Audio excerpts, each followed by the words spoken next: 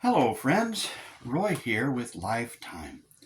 On this channel, I share my take on life and on the times we live in. Now, you might be tired of hearing about end times prophecy.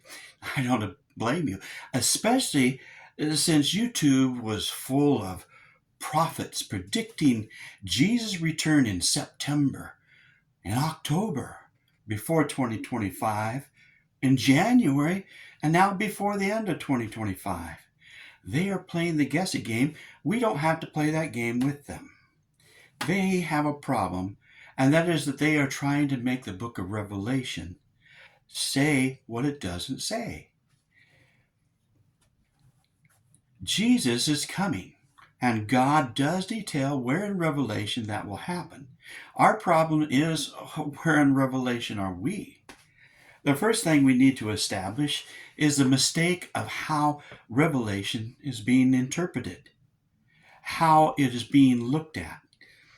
For many, the book of Revelation is a mystery. It's full of symbolism and repeats itself again and again. I believe God wrote it to be understood by regular people.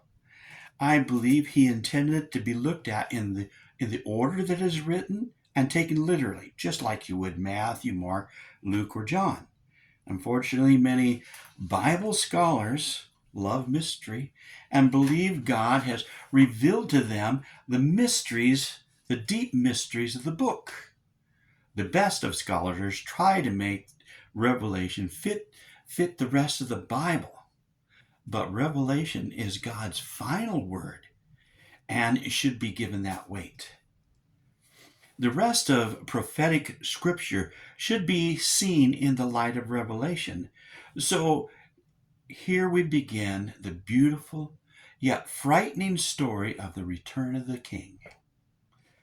As I have studied Revelation, I see the first 3 chapters dealing with the church age.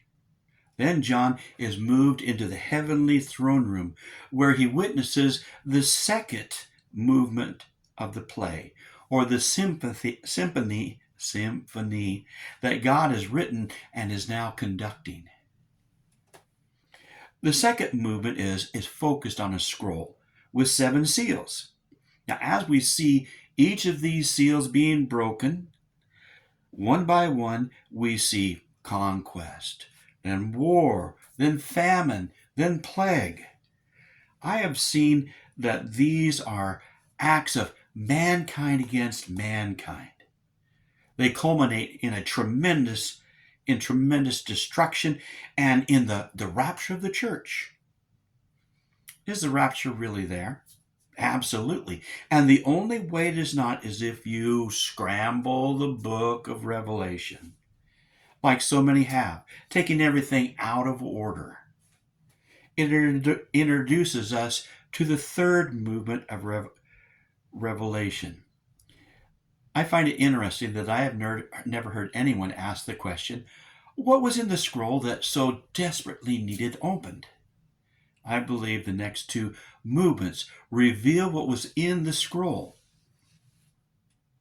and that it was a sentence or an announcement or a sentence of judgment handed down on rebellious mankind. It's like the judge giving the sentence and striking his mallet on the desk.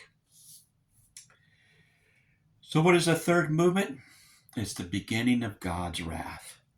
Oh, the words God's wrath is not mentioned until the pouring out of the bowls, which is called the last or the finish of God's wrath. But the events of the trumpets and the bowls are similar, which leads some to think the bowls are just a retelling of the trumpets. If you actually read what happens in each, it becomes abundantly clear they are 2 distinct series of events. As I have looked at the 2 movements, I see that the trumpets are God's wrath sort of warming up, but kind of like a final warning. And the bowls are the crescendo, rising to the climax. I've also seen that the sections, like at chapter 7, between the 6th and the breaking of the sixth and seventh seals, and the chapters between the sounding of the trumpets and the pouring out of the bowls are events or commentary that is happening within that particular time frame. We should not try to lift these out of their setting. If we do, we lose the flow of the book. I would urge you to reread the book of Revelation from this viewpoint. At times, I have been afraid that my perceptions of end times might be challenged if I read more of Revelation. But I decided that if I have wrong thoughts, that wrong needed to be corrected. So I yielded the results up to God. God has not failed me. He will not fail you either. In my next video, I will begin to look at the beginning of the book of Revelation.